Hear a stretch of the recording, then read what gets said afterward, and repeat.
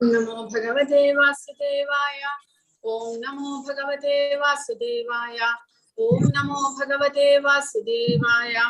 ओम अज्ञानतिमिरान्धस्य ज्ञानाञ्जनशलाकया चक्षुरुन्मीलितं येन तस्मै श्रीगुरवे नमः।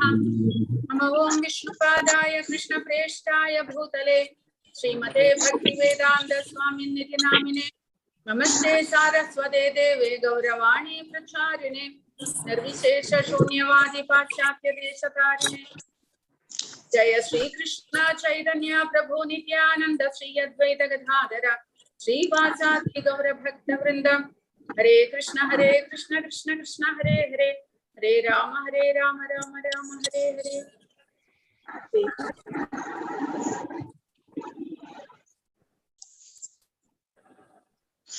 हरे कृष्ण।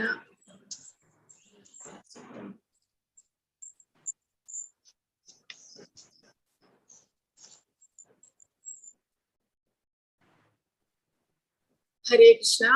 വിശ്വരൂപ ദർശന യോഗമാണ് നമ്മൾ പഠിക്കുന്നത്. ശ്ലോകം 14 വരെ നമ്മൾ കഴിഞ്ഞ ക്ലാസ്സിൽ ചർച്ച ചെയ്തതാണ്. ഇന്ന് 15 മുതൽ 34 വരെയുള്ള ശ്ലോകങ്ങൾ പഠിക്കും.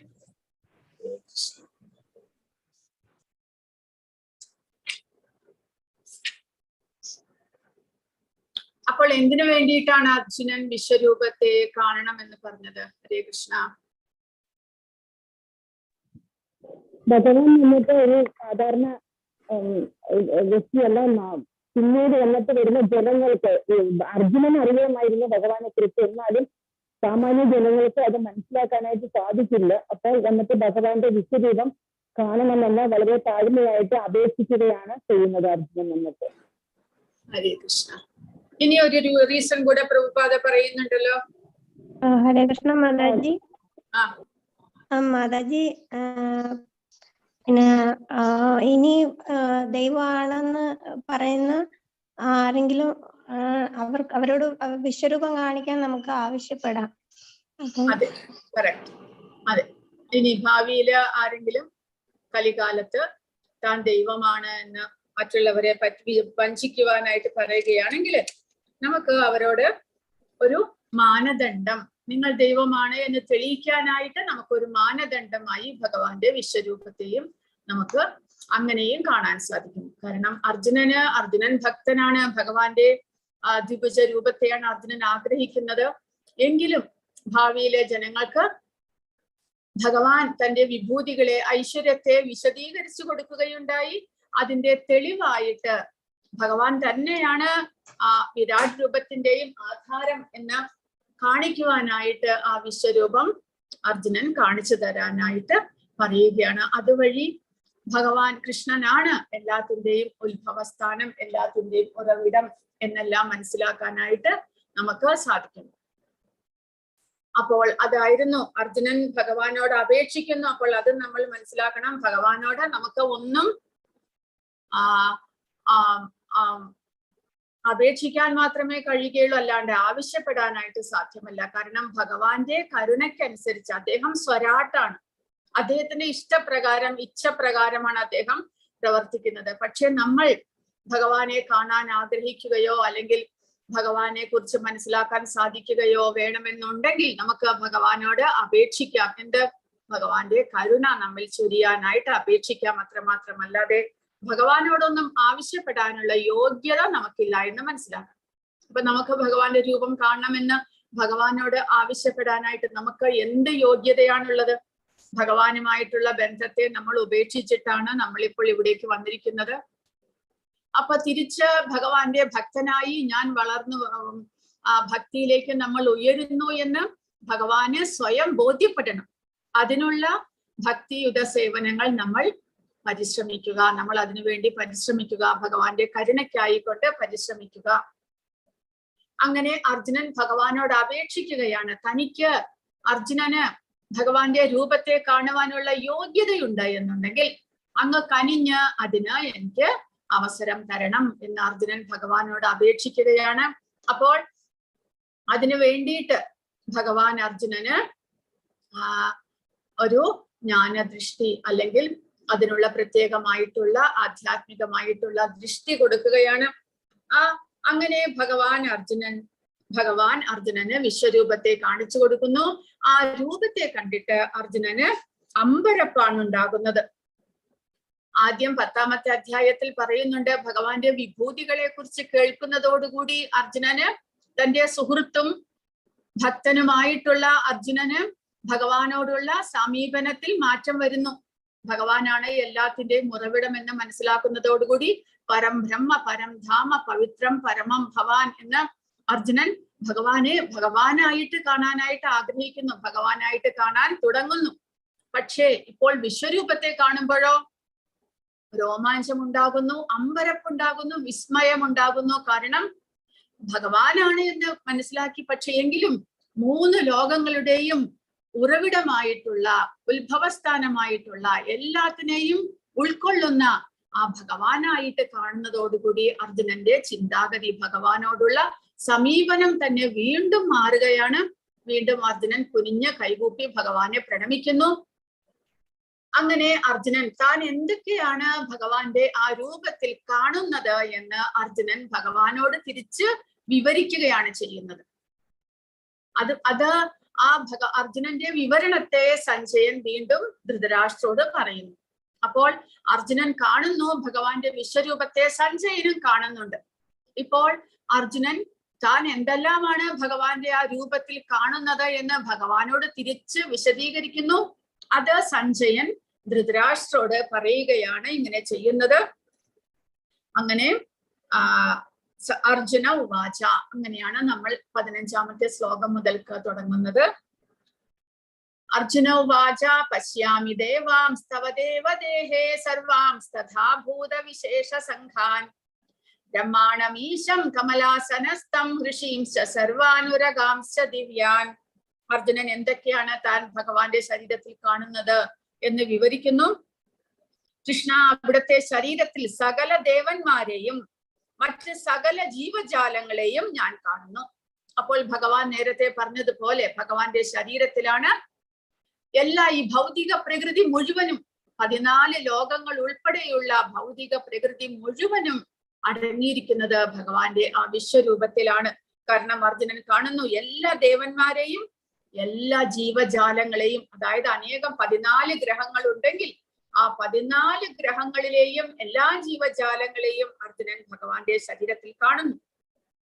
അതുകൂടാതെ നമ്മുടെ ഭൗതിക പ്രപഞ്ചത്തിലെ ഏറ്റവും ഉയർന്ന ഗ്രഹമായിട്ടുള്ള ബ്രഹ്മലോകം, ആ താമരപ്പൂവിൽ ഇരുന്നരുളുന്ന ബ്രഹ്മദേവൻ, അതുകൂടാതെ ശിവൻ, ഭഗവാൻ ശിവന്റെ ഗ്രഹം തന്നെ വേറെയാണ്. ഋഷിമാരുടെ ഗ്രഹം ബ്രഹ്മാവിന്റെ ഗ്രഹത്തിനും താഴെയാണ് തപോലോകം, ജനോലോകം, മഹർലോകം. അവിടെയെല്ലാമാണ് ഋഷിമാർ, വിദ്യാധരന്മാർ, ഗന്ധർവന്മാർ, അങ്ങനെയുള്ളവരെല്ലാം വസിക്കുന്നത്. അങ്ങനെ ഋഷിമാരെ കാണുന്നു. ദിവ്യ സർപ്പഗണങ്ങൾ, അത് ഭൂമിക്കും താഴെയുള്ള അതലം, വിതലം, തലാതലം, മഹാതലം, രസാതലം, അങ്ങനെയുള്ള ആ ഗ്രഹങ്ങളിലാണ് ഉരകങ്ങൾ താമസിക്കുന്നത്.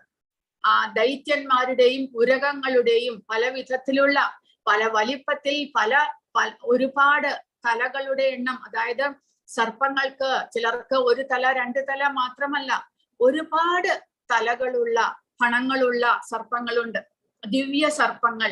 അങ്ങനെ അവർക്കെല്ലാം പ്രത്യേക നാഗലോകങ്ങളുണ്ട്. കൂടാതെ ദൈത്യന്മാർക്ക് പ്രത്യേകം നാഗലോകങ്ങളുണ്ട്. അതെല്ലാമാണ് നമ്മുടെ ഭൂമിക്കും താഴെയുള്ള ഗ്രഹങ്ങളിൽ കാണപ്പെടുന്നത്. അപ്പോൾ ആ ഭൂമിക്ക് താഴെയുള്ള ഗ്രഹങ്ങളെയും അർജുനൻ കാണുന്നു. അവിടെ അനേകം ദിവ്യ ഫണങ്ങളുള്ള ദിവ്യ സർപ്പഗണങ്ങളെ കാണുന്നു എന്നാണ് അർജുനൻ പറയുന്നത്. അപ്പോൾ അതിന്റെ അർത്ഥം എന്താണ്? ബ്രഹ്മലോകം മുതൽക്ക് താഴെ, ഏറ്റവും താഴെയുള്ള ഗർഭോദകശായി വിഷ്ണു വസിക്കുന്ന ആ സാഗരം വരെ, ഗർഭോദക സാഗരം വരെ അർജുനന് 14 ഗ്രഹങ്ങളെയും കാണാൻ സാധിക്കുന്നു ഭഗവാന്റെ ആ വിശ്വരൂപത്തിൽ എന്നാണ് പ്രഭുപാദ ഇവിടെ അർത്ഥമായിട്ട് പറയുന്നത്. അർജുനൻ പ്രപഞ്ചത്തിലെ എല്ലാം കാണുന്നു. അതിനാൽ പ്രപഞ്ചത്തിലെ ആദ്യത്തെ സൃഷ്ടിയായ ബ്രഹ്മനെ, ബ്രഹ്മദേവരെയും, പ്രപഞ്ചത്തിന്റെ താഴ്ന്ന പ്രദേശങ്ങളിൽ ഗർഭോദകശായി വിഷ്ണു ശയിക്കുന്ന ആ സർപ്പത്തെയും ആ സർപ്പഗണങ്ങളെയും എല്ലാം അർജുനന് കാണുവാൻ സാധിക്കുന്നു എന്നാണ് പറയുന്നത്. ഈ സർപ്പശയ്യയെ വാസുകി എന്ന് പറയുന്നു. ഗർഭോദകശായി വിഷ്ണു മുതൽ പ്രപഞ്ച സർഗത്തിന്റെ മുകൾ നിലയിൽ സൃഷ്ടികർത്താവായ ബ്രഹ്മാവിന്റെ ഇരിപ്പിടമായ കമലാകൃതിയിലുള്ള ഗ്രഹം വരെ അർജുനൻ കാണുന്നുണ്ട് എന്നാണ് അർത്ഥമാക്കുന്നത്. അതായത് തന്റെ രഥത്തിൽ ഒരിടത്ത് ഇരിക്കുന്ന അർജുനന് ആരംഭം മുതൽക്ക്, ഈ പ്രപഞ്ചത്തിന്റെ ആരംഭം മുതൽക്ക് അവസാനം വരെ എല്ലാം കാണാൻ കഴിയുന്നു. ഇതെല്ലാം ഭഗവാൻ കൃഷ്ണന്റെ കൃപയാലാണ് സാധ്യമായത് എന്നും നമ്മൾ മനസ്സിലാക്കണം. അപ്പോൾ അർജുനൻ എവിടേക്കും മാറിപ്പോയിട്ടില്ല. ആ രഥത്തിൽ തന്നെ ഇരുന്നു കൊണ്ട് പ്രപഞ്ചം മുഴുവനും അർജുനന് കാണാൻ സാധിക്കുന്നു. അത് വളരെയധികം അത്ഭുതകരമായ ഒരു കാര്യമാണ്. അനേക ബാഹൂദര വക്രനേത്രം പശ്യാമി ത്വാം സർവതോനന്ദരൂപം നാന്തം ന മധ്യം ന പുനസ്തവാദിം പശ്യാമി വിശ്വേശ്വര വിശ്വരൂപം. അപ്പോൾ അർജുനനും പറയുന്നു, ആ ഭഗവാന്റെ ആ വിശ്വരൂപത്തിന് അതുകൊണ്ട് എല്ലാ ഗ്രഹങ്ങളെയും, ആ ഗ്രഹങ്ങളിലുള്ള എല്ലാ ദേവന്മാരെയും ഋഷിമാരെയും മറ്റുള്ളവരെയെല്ലാം കൂടാതെ ജീവജാലങ്ങളെ മുഴുവനും എല്ലാം കാണാൻ സാധിക്കുന്നത് കൊണ്ട് അങ്ങയുടെ ശരീരത്തിൽ എല്ലായിടത്തും എണ്ണമറ്റ കണ്ണുകളും ഉദരങ്ങളും കൈകളും വായ്കളും ഉരുത്തിരിഞ്ഞു വരുന്നു എന്നാണ് അർജുനൻ പറയുന്നത്. ഇവയ്ക്ക് അവസാനമില്ല. ആദിയോ മധ്യമോ അനന്തമോ അന്തമോ കാണുന്നില്ല.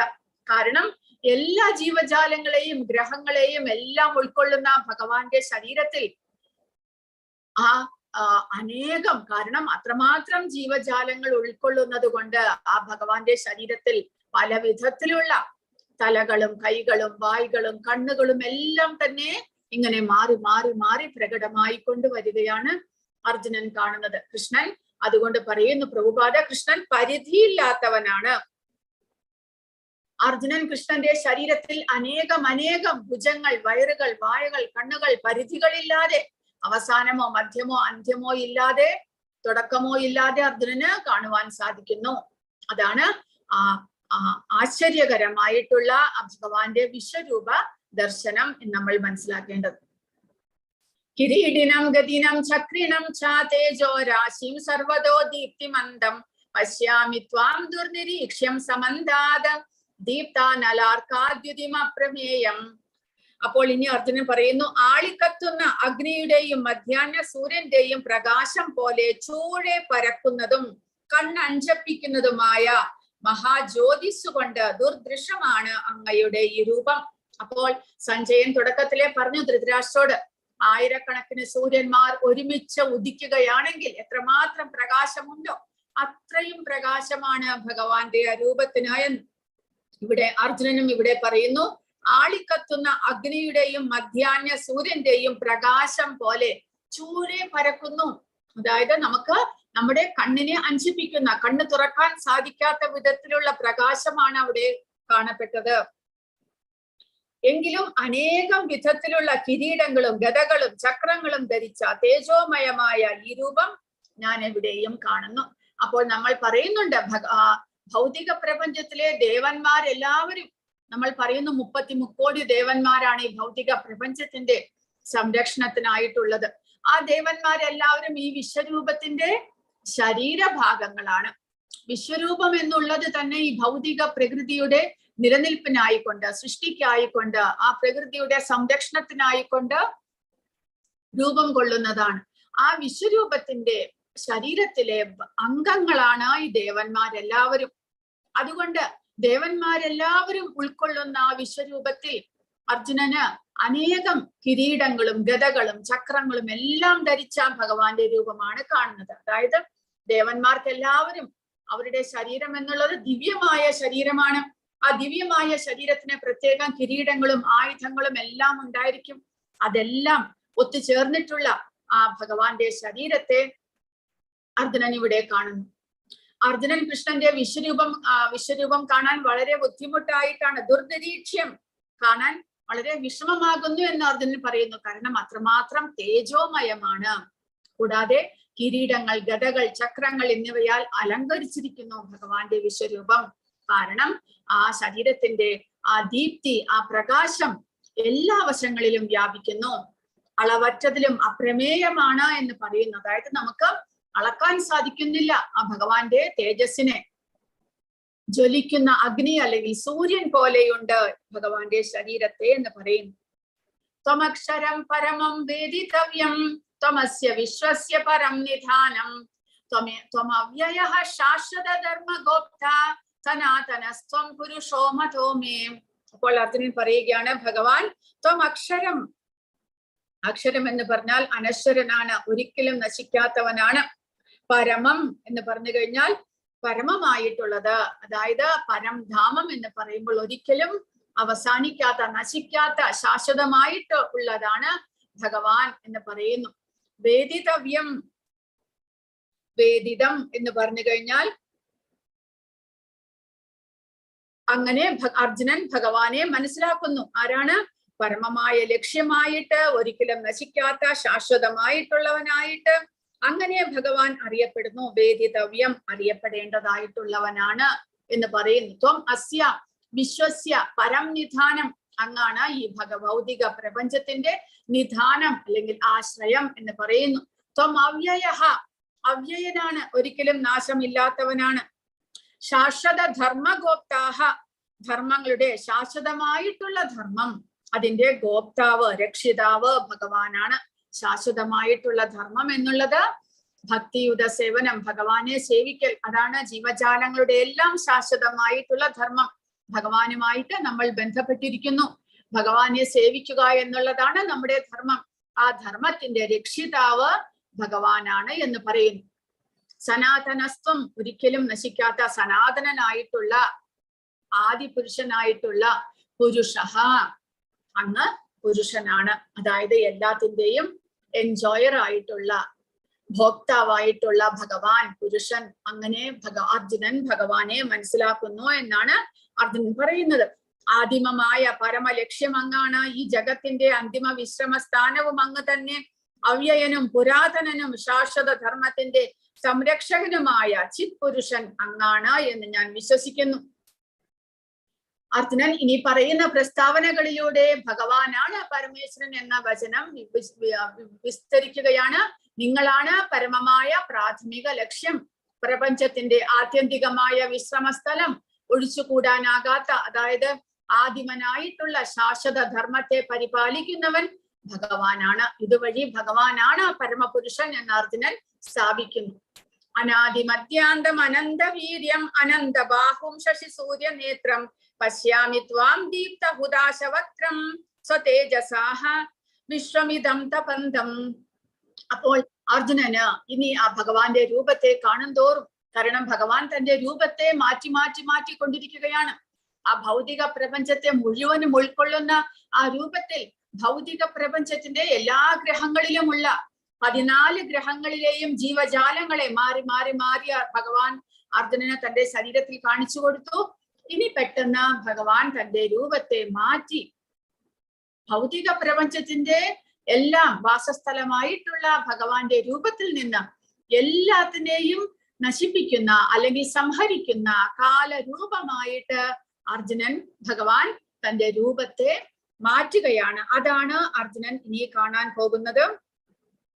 അപ്പോ അനാദിം മധ്യാന്തം അനന്തവീര്യം, ഒരിക്കലും തുടക്കമോ മധ്യമോ അവസാനമോ ഒടുക്കമോ കാണാൻ സാധിക്കുന്നില്ല അർജുനന്. കാരണം ആ രൂപം ആദ്യം തുടക്കം മുതൽക്ക് തന്നെ ഒരിക്കലും അവസാനിക്കാതെ മാറി മാറിക്കൊണ്ടേയിരിക്കുന്നു. അതുകൊണ്ട് ഈ വിശ്വരൂപത്തിന് ഒരു തുടക്കമോ മധ്യമോ അവസാനമോ അർജുനന് കാണാൻ സാധിക്കുന്നില്ല. അമേയമാണ് അങ്ങയുടെ പ്രഭാവം. അങ്ങയുടെ, അപ്പോൾ അർജുനന് മനസ്സിലായി ഭഗവാന്റെ ആ പ്രഭാവം അല്ലെങ്കിൽ പ്രഭവം എന്നുള്ളത്, ഐശ്വര്യം എന്നുള്ളത് അമേയമാണ്, വിസ്തരിക്കാൻ കഴിയാത്തതാണ്. കാരണം തുടക്കമോ മധ്യമോ അവസാനമോ കാണാൻ സാധിക്കുന്നില്ല എന്ന് പറയുമ്പോൾ 10ാമത്തെ അധ്യായത്തിൽ തന്നെ ഭഗവാൻ പറഞ്ഞു തന്റെ വിഭൂതികൾക്ക് ഒരിക്കലും അവസാനമില്ല, അതുകൊണ്ട് അതിനെ വിസ്തരിച്ച് പറയാൻ സാധിക്കുന്നില്ല. ഞാൻ ഒരു ചുരുക്കത്തിൽ മാത്രമേ പറയുന്നുള്ളൂ എന്ന്. അതുപോലെ ഇവിടെ ആ വിശ്വരൂപവും അതിന് ആദ്യമോ അന്ത്യമോ മധ്യമോ കാണാൻ അർജുനന് സാധിക്കുന്നില്ല. അതുകൊണ്ട് ഭഗവാന്റെ ഐശ്വര്യം അമേയമാണ് എന്ന് അർജുനൻ പറയുന്നു. അനേകം കൈകളും സൂര്യചന്ദ്രന്മാരാകുന്ന കണ്ണുകളും അങ്ങേക്കുണ്ട്, വായിൽ നിന്ന് തീ പാളുന്നു. അപ്പോൾ ആ സംഹാര രൂപമായിട്ടുള്ള കാലരൂപത്തിലേക്ക് ഭഗവാൻ കടക്കുകയാണ്. അതുകൊണ്ട് അർജുനൻ ഇപ്പോൾ കാണുന്നത് എന്താണ്? വായിൽ നിന്ന് തീ പാളുന്ന ഭഗവാന്റെ രൂപം. അങ്ങയുടെ തേജസ്സാൽ ലോകമെമ്പാടും ജ്വലിക്കുന്നതായും ഞാൻ കാണുന്നുണ്ട്. അപ്പോൾ പ്രളയ സമയത്ത് ഇങ്ങനെയാണ് സംഭവിക്കുന്നത് എന്നാണ് പ്രഭുപാദ പറയുന്നത്.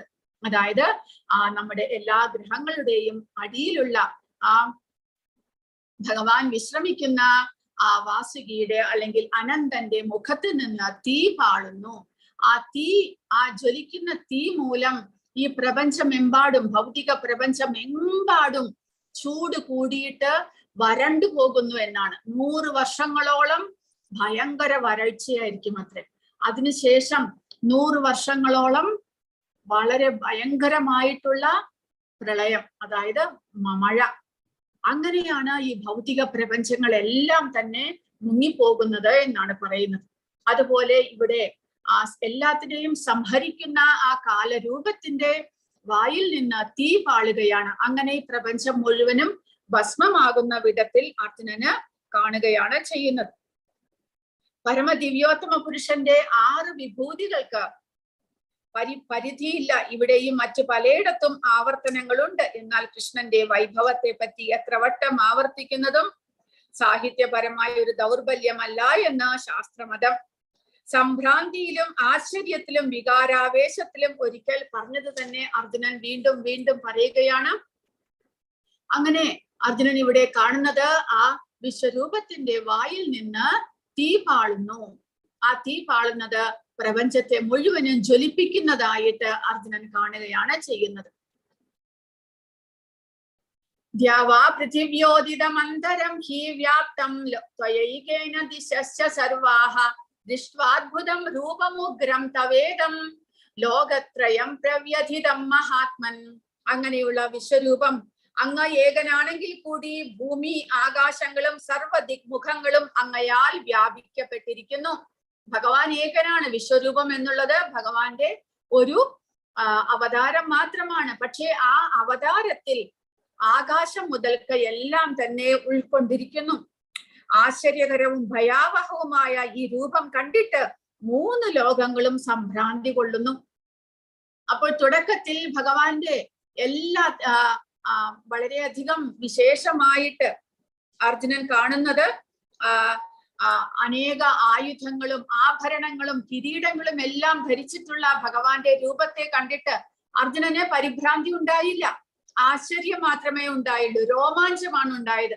ഭഗവാന്റെ ആ ആശ്ചര്യകരമായിട്ടുള്ള ഐശ്വര്യകരമായിട്ടുള്ള രൂപം കണ്ടിട്ട് അർജുനന് രോമാഞ്ചം ഉണ്ടാകുന്നു, ആശ്ചര്യമുണ്ടാകുന്നു. പക്ഷെ ഇപ്പോൾ രൂപം മാറുകയാണ്. രൂപം എല്ലാവരെയും പേടിപ്പെടുത്തുന്ന ഭീതിബത്തായിട്ടുള്ള ഒരു രൂപമാണ്. അത് കണ്ടിട്ട് അർജുനൻ പറയുന്നു 3 ലോകങ്ങളും സ്തബ്ധരാകുന്നു, പരിഭ്രാന്തി കൊള്ളുന്നു അത്രേ. കാരണം എന്താണ്? അപ്പോൾ അതിൽ 2 കാര്യങ്ങൾ മനസ്സിലാക്കാനുണ്ട്. ഒന്നാമത്തേത്, ഭഗവാന്റെ രൂപം സംഹാര രൂപമായിട്ടുള്ള കാലരൂപമാണ് ഭഗവാൻ എടുത്തിരിക്കുന്നത്. രണ്ടാമതായിട്ട് അർജുനൻ ഇവിടെ പറയുന്നു 3 ലോകങ്ങളും സംഭ്രാന്തി കൊള്ളുന്നു. അപ്പോൾ നമ്മൾ മനസ്സിലാക്കണം, പ്രഭുപാദ പറയുന്നത് അർജുനൻ മാത്രമല്ല, മറ്റുള്ള ലോകങ്ങളിലെ എല്ലാ അതായത്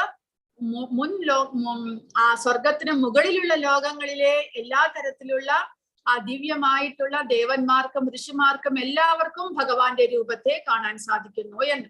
ലോകത്രയം 3 ലോകങ്ങൾ, ഭൂമിക്ക് മുകളിലുള്ള സ്വർഗലോകങ്ങൾ, താഴെയുള്ള ലോകങ്ങൾ, അവർക്ക് എല്ലാവർക്കും തന്നെ അർജുനൻ കാണുന്നത് പോലെ ഭഗവാന്റെ ഈ രൂപത്തെ കാണുവാൻ സാധിക്കുന്നു. കാരണം അർജുനൻ പറയുന്നത് എല്ലാവരും പരിഭ്രാന്തരാകുന്നു എന്ന്.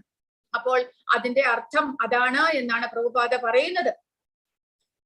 ധ്യാവാ പൃഥിവ്യോ, സ്വർഗ ഭൂലോകങ്ങൾക്കിടയിലുള്ള ആകാശം, ലോകത്രയം എന്നീ വാക്കുകൾ ശ്രദ്ധേയങ്ങളാണ്. അർജുനൻ മാത്രമല്ല ഭഗവാന്റെ വിശ്വരൂപം കണ്ടത്, മറ്റ് ഗ്രഹവ്യൂഹങ്ങളിലുള്ളവരും കാണുകയുണ്ടായി എന്നവ സ്പഷ്ടമാക്കുന്നു. അർജുനന്റെ വിശ്വരൂപ ദർശനം ഒരു സ്വപ്നമായിരുന്നില്ല. കൃഷ്ണന്റെ കരുണ മൂലം ദിവ്യ ദൃഷ്ടി സിദ്ധിച്ചവരെല്ലാം യുദ്ധരംഗത്തിൽ ആ രൂപം ദർശിക്കുകയുണ്ടായി. അപ്പോൾ അർജുനന് ഭഗവാൻ ദിവ്യ ദർശനം കൊടുത്തതുപോലെ ഭഗവാന്റെ അനുഗ്രഹം കൊണ്ട് 3 ലോകങ്ങളിലും ആർക്കെല്ലാം ദിവ്യ ദർശനം ലഭിച്ചോ അവരെല്ലാവരും ഭഗവാന്റെ ഈ രൂപത്തെ കണ്ടു എന്നുള്ളതാണ് ഈ 3 ലോകത്രയം എന്ന് പറയുന്നതിന്റെ അർത്ഥം. അവിടെയുള്ളവരെല്ലാവരും പരിഭ്രാന്തരാകുന്നു എന്ന് അർജുനൻ പറയുന്നു. അതിന്റെ അർത്ഥം ആ മുകൾ ലോകങ്ങളിലും താഴെ ലോകങ്ങളിലും എല്ലാം ഭഗവാന്റെ ഭക്തന്മാരായിട്ട് ആരെല്ലാം ഉണ്ടായിരുന്നോ, ഭഗവാന്റെ കരുണ മൂലം ആർക്കെല്ലാം ദിവ്യ ദർശനം ലഭിച്ചോ, അവർക്കെല്ലാവർക്കും ഭഗവാന്റെ ഈ രൂപത്തെ കാണുവാൻ സാധിച്ചു. കൂടാതെ ആ രൂപം കണ്ട് എല്ലാവരും പരിഭ്രാന്തരാകുകയും ചെയ്തു. കാരണം എന്താണ്? അമീഹിത്വാം സുരസംഘാ വിശന്തി കേചിത് ഭീതാഹ പ്രാഞ്ചലയോ ഗൃണന്തി സ്വസ്തിത്യുക്ത്വാ മഹർഷി സിദ്ധസംഘാഃ സ്തുവന്തി ത്വാം സ്തുതിഭിഃ പുഷ്കലാഭിഃ രുദ്രാദിത്യാ വസവോ യേ ച സാധ്യാ വിശ്വേശ്വിനോ മരുതശ്ചോഷ്മപാശ്ച ഗന്ധർവയക്ഷാസുര സിദ്ധസംഘാ വീക്ഷന്തേ ത്വാം വിസ്മിതാശ്ചൈവ സർവേ. അപ്പോൾ ഇതെല്ലാം കണ്ടിട്ട് ദേവന്മാരെല്ലാം എന്തുകൊണ്ട് ഭഗവാന്റെ ഈ രൂപത്തെ കണ്ടിട്ട് അവരെല്ലാവരും പരിഭ്രാന്തരാകുന്നു? അപ്പോൾ പരിഭ്രാന്തരായിട്ട് അവരെല്ലാവരും ഭഗവാനെ സ്തുതിക്കുകയാണത്രേ. കാരണം അത്രമാത്രം അവർ എന്തോ ആപത്ത് വരാൻ പോകുന്നു എന്നുള്ള ചിന്തയിൽ അവരെല്ലാവരും പേടിക്കുകയാണ്. ദേവഗണങ്ങളെല്ലാം ശരണം പ്രാപിച്ച് അങ്ങയിൽ ഉൾപ്പോകുന്നു. അവരിൽ ചിലർ വല്ലാതെ ഭയപ്പെട്ട് കൂപ്പ് കൈകളോടെ പ്രാർത്ഥിക്കുന്നു. മഹർഷിമാരും സിദ്ധരും ലോകത്തിന് എല്ലാവിധ ശാന്തിയും ഭവിക്കട്ടെ എന്ന് നേർന്നുകൊണ്ട് അങ്ങയെ വൈദിക സൂക്തങ്ങളാൽ സ്തുതിക്കുന്നു എന്നാണ് അർജുനൻ പറയുന്നത്. അപ്പോൾ എല്ലാ ഗ്രഹവ്യൂഹങ്ങളിലുമുള്ള ദേവന്മാർ ഭീഷണമായ വിശ്വരൂപവും അതിന്റെ തേജസ്സും കണ്ട് രക്ഷയ്ക്ക് വേണ്ടിയിട്ടാണ് പ്രാർത്ഥിക്കുന്നത്. അവരും ഭയപ്പെടുന്നു. കാരണം എല്ലാ ലോകങ്ങളും ഇതോടുകൂടി നശിക്കുകയാണോ? ആരാണ് ഇവിടെ പ്രത്യക്ഷമായിരിക്കുന്നത് എന്ന് അവർക്കും മനസ്സിലാക്കാൻ സാധിക്കുന്നില്ല. അതുകൊണ്ട് സംരക്ഷണത്തിനായി ദേവന്മാരും മുനിമാരും നടത്തുന്ന പ്രാർത്ഥനകൾ എല്ലാവരും ഭയപ്പാടിലാണ്. എല്ലാവരും ഭഗവാന് ശരണാഗതരാകുകയും കൂപ്പുകൈകളോടെ പ്രാർത്ഥിക്കുകയും ചെയ്യുന്നു. ദേവസ്തുതികളാൽ പ്രാർത്ഥിക്കുന്ന മഹാമുനിമാർ, ഭഗവാൻ ശിവൻ, ആദിത്യന്മാർ, വസുക്കൾ തുടങ്ങിയവർ ഭൗതിക പ്രപഞ്ച രൂപത്തെ, വിശ്വരൂപത്തെ അത്ഭുതത്തോടെ വീക്ഷിക്കുന്നു എന്നാണ് ഇവിടെ പറയുന്നത്.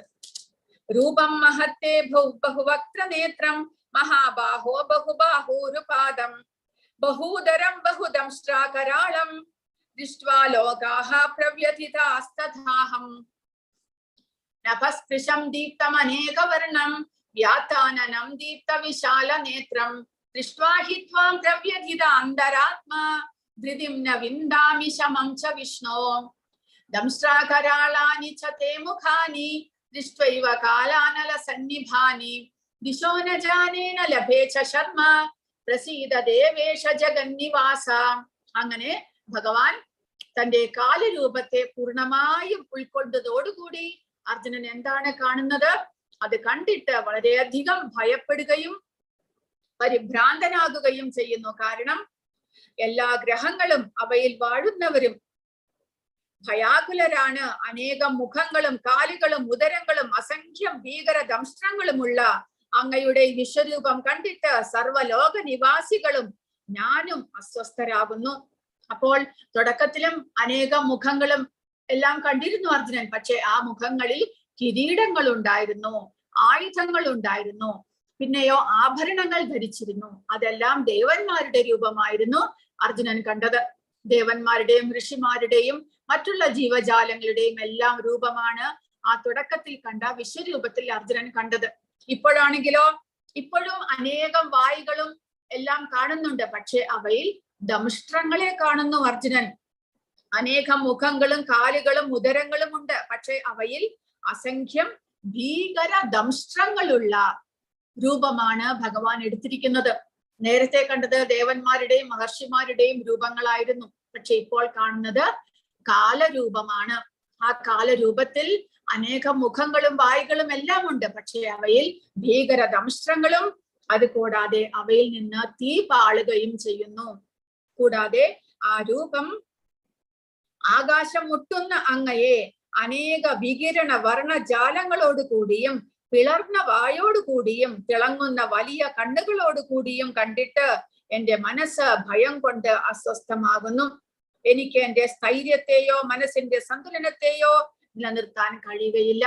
അപ്പോൾ നമുക്ക് ആലോചിക്കാം, അനേകം വായുകൾ, ആയിരക്കണക്കിന് ലക്ഷക്കണക്കിന് വായുകൾ വന്നുകൊണ്ടേയിരിക്കുന്നു. ആ വായുകളിലെല്ലാം ദംഷ്ട്രങ്ങൾ, ആ വായുകളിൽ നിന്ന് തീ പാളുന്നു. ആ തീയിൽ നിന്ന് പ്രപഞ്ചം മുഴുവനും ജ്വലിക്കുകയാണ്. അങ്ങനെയുള്ള ഒരു രൂപത്തെ നമ്മൾ കാണുകയാണെങ്കിലോ, അപ്പോൾ അർജുനൻ പറയുന്നു, അർജുനൻ മാത്രമല്ല ബാക്കിയുള്ള എല്ലാ ലോകങ്ങളിലെയും ഈ രൂപത്തെ കാണാൻ സാധിക്കുന്ന എല്ലാവരും തന്നെ പേടികൊണ്ട്, ഭയം കൊണ്ട്, അമ്പരപ്പ് കൊണ്ട് അവർ പരിഭ്രമിക്കുകയാണ് എന്ന്. പാളുന്ന കാലാഗ്നി ജ്വാലകളെ പോലിരിക്കുന്ന ദംഷ്ട്രാകരാളങ്ങളായ അങ്ങയുടെ മുഖങ്ങൾ കണ്ടിട്ട് എനിക്ക് സമനില തെറ്റുന്നു, ദിഗ്ഭ്രമം അനുഭവിക്കുന്നു എന്ന്. അപ്പോൾ ഒരു ഭയങ്കരമായിട്ടുള്ള കാഴ്ചയാണ് അർജുനൻ കാണുന്നത്. ആ കാഴ്ച കണ്ടിട്ട് എനിക്ക് വളരെയധികം പേടിയാകുന്നു എന്ന് അർജുനൻ പറയുകയാണ്. കൂടാതെ ആ ദംഷ്ട്രങ്ങളായിട്ടുള്ള പിളർന്ന വായുകളിലേക്ക് ആരാണ് കടന്നു പോകുന്നത്? അമീചത്വാം ധൃതരാഷ്ട്രസ്യ പുത്രാഹ സർവേ സഹൈവാവനിപാല സംഘൈഹി ഭീഷ്മോ ദ്രോണാഹ സൂതപുത്രസ്തഥാസൗ സഹാസ്മദീയൈരപി യോധമുഖ്യൈഹി വക്ത്രാണി തേ ത്വരമാണാ വിശന്തി ദംഷ്ട്രാകരാളാനി ഭയാനകാനി കേചിത് വിലഗ്നാ ദശനാന്തരേഷു സംദൃശ്യന്തേ ചൂർണിതൈരുത്തമാംഗൈഹി. അർജുനൻ കാണുന്നത് ആ വായ്ക്കുള്ളിലേക്ക് എല്ലാവരും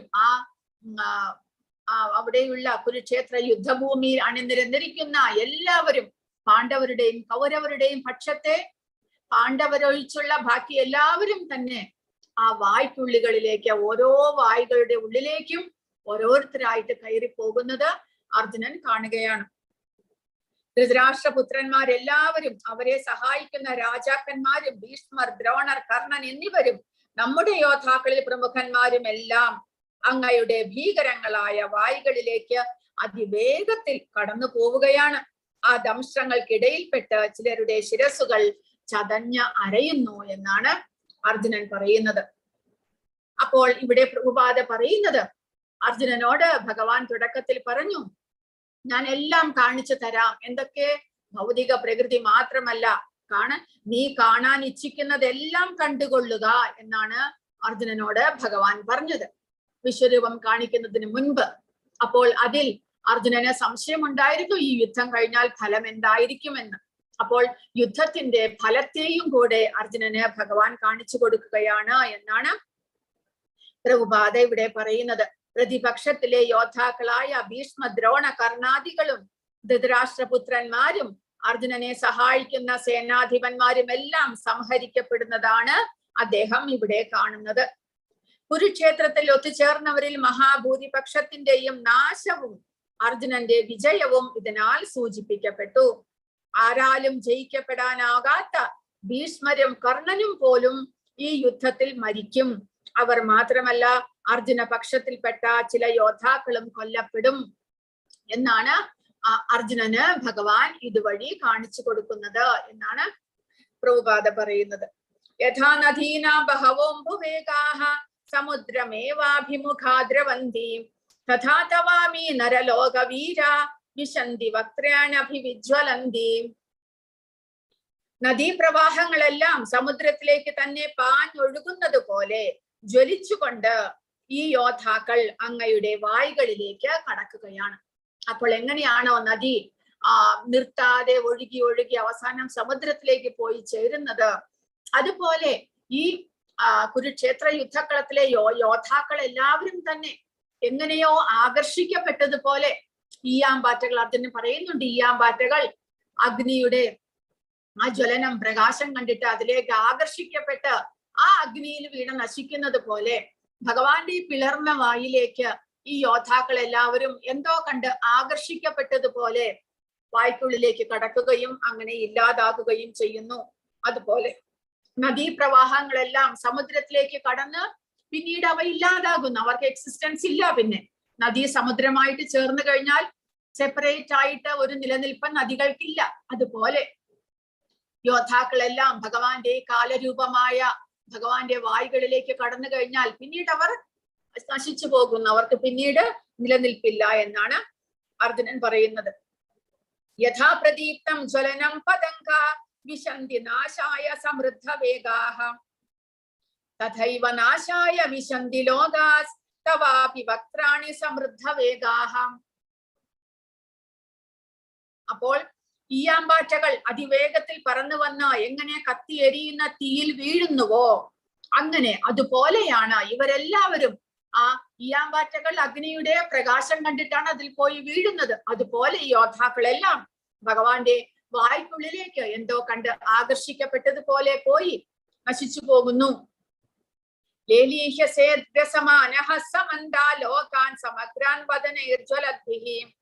തേജോഭിരാപൂര്യ ജഗത് സമഗ്രം ഭാസസ്തവോഗ്രാഹ പ്രതപന്തി വിഷ്ണു. ചുറ്റുപാടുമുള്ള ജനങ്ങളെ തീയാളുന്ന വായ്കളാൽ അങ്ങ് വിഴുങ്ങുന്നത് ഞാൻ കാണുന്നു. അങ്ങയുടെ തേജസ് കൊണ്ട് പ്രപഞ്ചത്തെ ആവരണം ചെയ്തുകൊണ്ട് ഉഗ്രവും ദഹിപ്പിക്കുന്നതുമായ കിരണങ്ങളോടുകൂടി അവിടുന്ന് കാണപ്പെടുന്നു. അപ്പോൾ പ്രളയ സമയത്ത് എങ്ങനെയാണോ ഭഗവാൻ കാലരൂപത്തെ കൈക്കൊണ്ടുകൊണ്ട് ഈ പ്രപഞ്ചം മുഴുവനും ഇല്ലാതാക്കുന്നത്, അതുപോലെ അർജുനൻ കാണുന്നു. ആ സമയത്ത് ആ കുരുക്ഷേത്ര യുദ്ധാക്കളം എന്ന് പറയുമ്പോൾ അതുപോലെ ദശലക്ഷക്കണക്കിനുള്ള യോദ്ധാക്കളാണ് വന്ന് ചേർന്നിരിക്കുന്നത്. ഈ ഭൗതിക ഭൂമിയിലെ എല്ലാ വിഭാഗത്തിലുമുള്ള എല്ലാ യോദ്ധാക്കളും കാലാൾപ്പട, ആനപ്പട, കുതിരപ്പട എല്ലാവരും വന്ന് ചേർന്നിരിക്കുകയാണ്. അപ്പോൾ പ്രപഞ്ചം മുഴുവനും വ്യാപിച്ചുകൊണ്ടാണ് ഭഗവാന്റെ കാലരൂപത്തെ കാണുന്നത്. അങ്ങനെ പ്രപഞ്ചത്തെ മുഴുവനും ദഹിപ്പിക്കുന്നിടത്തോളം ശക്തിയോട് കൂടിയിട്ടുള്ള ആ കാലരൂപത്തെ കണ്ടിട്ട് അർജുനൻ ഭയപ്പെടുകയാണ് ചെയ്യുന്നത്. അങ്ങനെ അർജുനന് ആ കുരുക്ഷേത്ര യുദ്ധത്തിന്റെ ഭാവിയെ തന്നെ ഇവിടെ ഭഗവാൻ കാണിച്ചു കൊടുക്കുന്നു. കാരണം അവിടെ ഒത്തുകൂടിയിട്ടുള്ള എല്ലാവരും തന്നെ ഭഗവാന്റെ വായ്ക്കുള്ളിലേക്ക് പ്രവേശിക്കുന്നു. അതിനർത്ഥം എല്ലാവരും തന്നെ നശിക്കാനാണ് അവിടെ വന്നിരിക്കുന്നത് എന്നാണ് അർത്ഥം പറയുന്നത്. അപ്പോൾ രണ്ട് സാമ്യങ്ങൾ, യുദ്ധത്തിൽ താൻ കാത്തിരുന്ന വിജയം അർജുനന് കാണാൻ കഴിയുമെന്ന് ഇവിടെ സൂചിപ്പിക്കുന്നു. രണ്ട് സാമ്യങ്ങൾ എന്തൊക്കെയാണ്?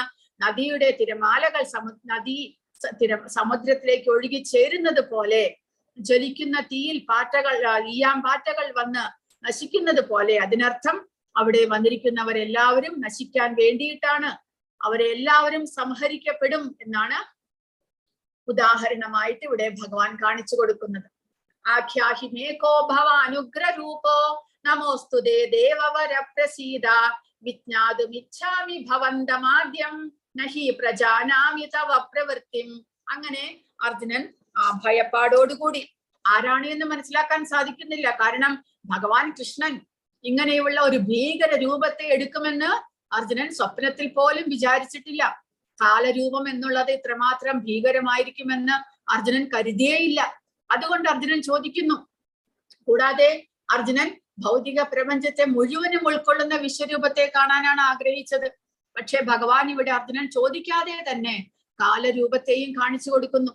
അതുകൊണ്ട് അർജുനൻ ചോദിക്കുകയാണ്, ആഖ്യാഹിമേ, എന്നോട് പറഞ്ഞാലും അറിയിച്ചാലും എന്താണ്, അങ്ങ് ആരാണ് എന്ന് പറഞ്ഞു തരൂ. ഞാൻ പ്രണമിക്കുന്നു, എന്നിൽ കനിയേണമേ. ആദി പുരുഷനായ അങ്ങയെ എനിക്കറിയണം. അങ്ങയുടെ ദൗത്യം എന്താണ് എന്ന് മനസ്സിലാകുന്നില്ല.